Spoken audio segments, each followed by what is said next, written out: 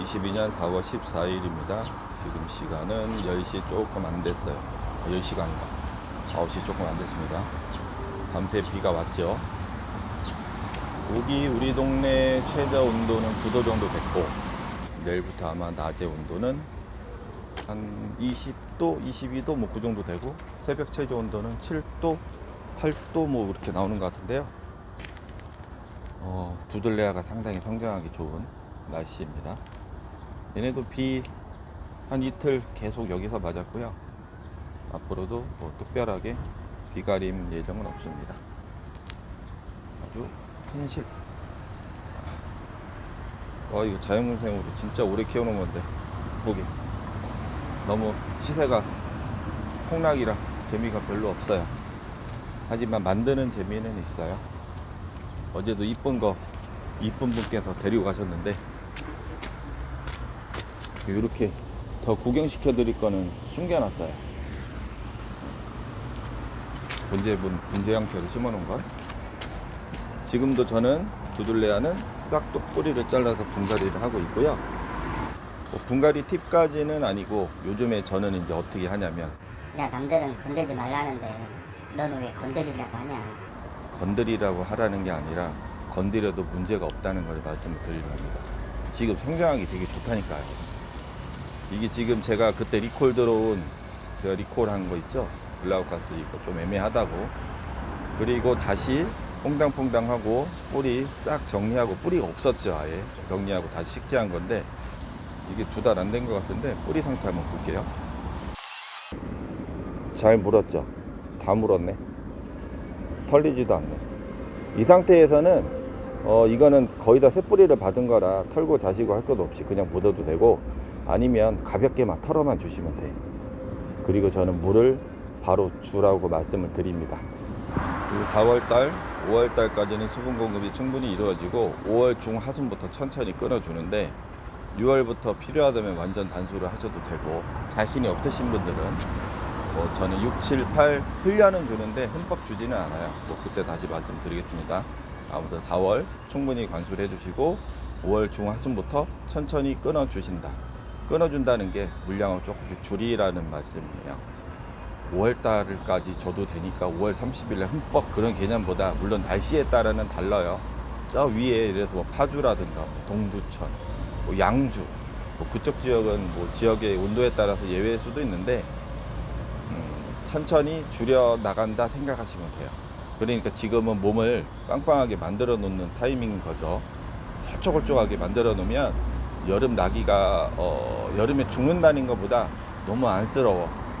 다시 정리해 드리겠습니다. 근데 지금은 저 같은 경우는 24시간 48시간 내리는 비 계속 쭉쭉쭉 맞춘다는 거, 제 기준엔 그렇습니다.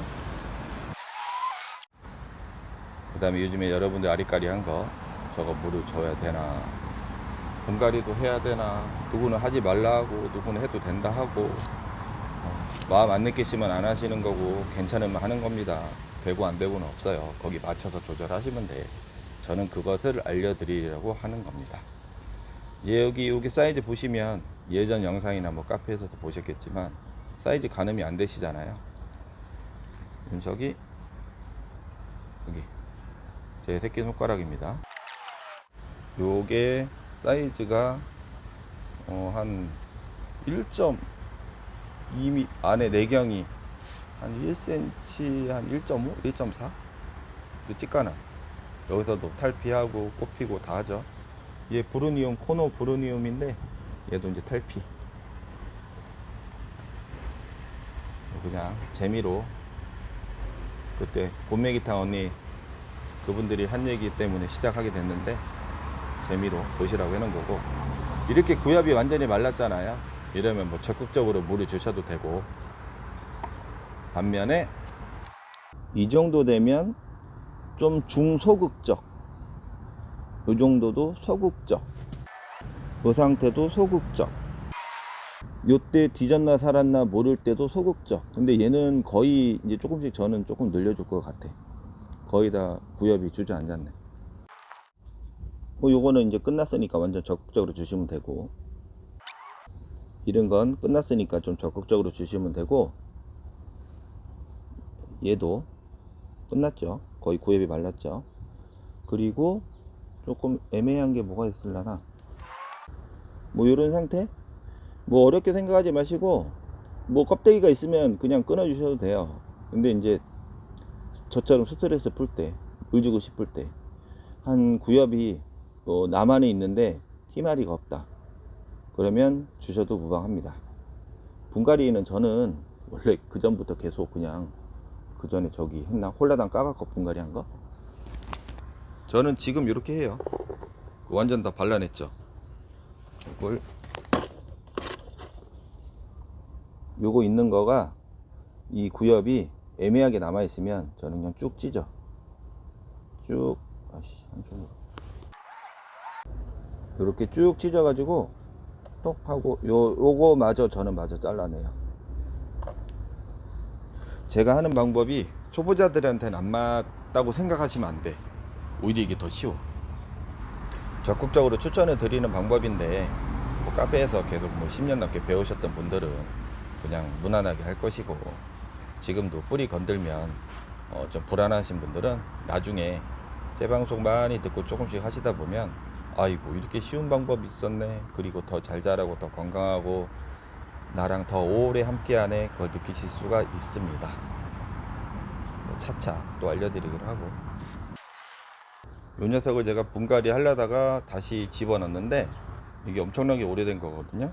그래서 이 녀석을, 군생을 꾸준히 계속 오래 유지하기 위해서는 아까 같은, 그러니까 제가 뿌리갈이라고 보통 표현을 하는데, 그 정도 수준의 분갈이를 저는 실시를 해요. 가끔 뭐 계속 해마다 그렇게 하는 건 아니고, 어느 정도 필요하다면, 그 필요하다면이라는 건 제가 알려드려서 여러분들이 바로 아 저거구나 라고 생각하시는 것보다, 시간이 지나면서 여러분들이 천천히 스킬이 올라가면 자연스럽게 아 이때는 한번 해봐야 되겠다라는 그런 감이 생겨요. 그런 감이 생기실 때까지 제가 도와드리는 거고 알려드리는 겁니다. 하시다 보면 아주 쉽고, 야, 내가 여태까지 했던 방법보다 훨씬 더 이게 식물한테 더 건강하고 좋은 방법이구나 라는 것을 언젠가는 깨닫게 되실 겁니다. 결코 제가 뭐 무식하다고 얘기하는데 사실은 무식한 건 아니에요. 오히려 얘네들을 더 도와주는 것이긴 합니다. 하지만 어느 정도 스킬이 조금, 스킬이라는 건 없고 그냥 꼭꼭 박아 놓기만 하면 사실 돼요. 시간이 오래 지나서 경험이 많이 쌓이다 보면 그런 불안감 같은 게 사라져요. 그래서 꽂아놓고 뿌리가 한 달, 두 달, 석 달, 넉 달, 심지어 9개월, 1년 가까이 돼서 안 내리더라도 좀 평정심? 그 유지를 할 수가 있습니다. 이거는 제가 분갈이 영상 한번 다시 한번 찍어보고, 이거는 제가 분갈이를 4년 전인가 그때 FM으로 완전 거의 뿌리갈이 수준으로 분갈이 한 거를 제가 카페에 올리고 회복을 시킨 다음에 저쪽에 우리 매장에서 손님분이 사가셨다가, 그분 집이 아파트도 아니거든요. 빛이 없는 환경인데 이렇게 잘 키워왔어. 수년이 지났는데. 그래서 다시 제가 분갈이를 해드리려고 갖고 오시라고 말씀드렸습니다. 이 단일 품종은 흔하지만 이런 군생은 보기가 되게 힘들어요. 사이즈도 엄청나게 큽니다. 탱탱하고 지금은 탈피 중이죠. 이거는 다시 분갈이 하는 영상을 다시 한번 찍어 볼게요. 봄비를 언제까지 맞춰야 돼요? 이런 궁금한 것도 있잖아요. 답은 내가 마음이 불편하지 않을 때까지 맞추시면 돼요. 말이 안 되는 소리 같지만 취미생활은 내 마음이 불편하면 안 돼. 뭐 맞아, 그걸 말이라고 하냐 마? 그럴 수도 있겠지만 취미생활은 마음이 불편하면 안 돼요. 누가 이래나 저래나 내 마음이 편해야 돼. 근데 저는 이렇게 해도 마음이 편해. 이상이 없다는 걸 알고 있고, 설령 이상이 생기더라도 다른 문제가 원인이 있다는 걸 알고 있기 때문에 마음이 편한데, 우리가 비가 보약이라잖아요. 빗물은 보약. 보약은 맞는데 사실 비는 영향이 없어요.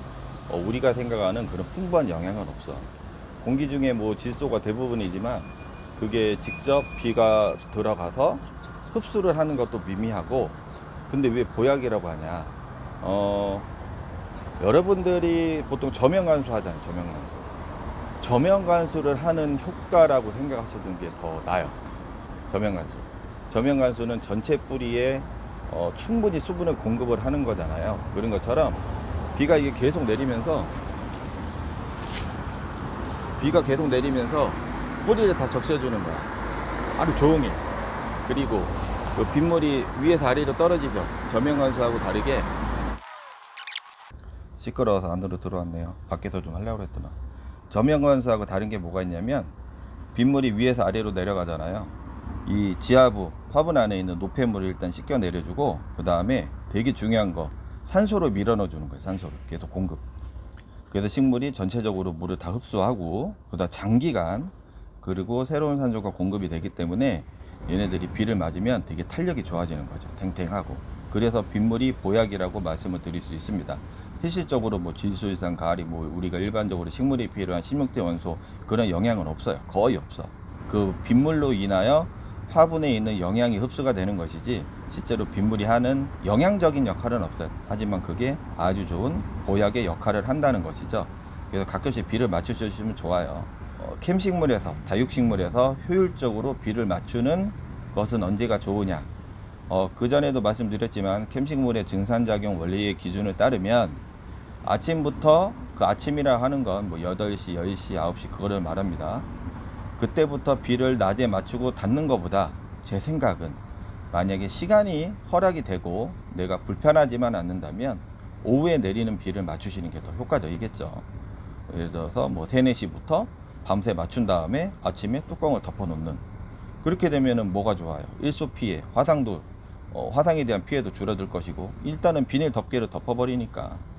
그 다음에 오후부터 천천히 증산작용을 해서 밤에 만만하게 간 다음에 아침에 증산작용이 끝나더라도 수분이 적체되어 있는 게, 이 지하부 뿌리 안에 수분이 적체가 되어 있는 게 상당히 줄어들기 때문에 오히려 얘네들한테도 더 효과적이라는 거죠. 근데 저는 이렇게 뭐 굳이 이거를 표현을 해서 말씀을 드렸으니까 이런 거고, 저는 그냥 맞춰요. 그냥 원리에 대해서 같이 말씀을 드린 것 뿐이죠. 그 다음 봄비 아주 좋습니다. 봄비 나를 울려주는 봄비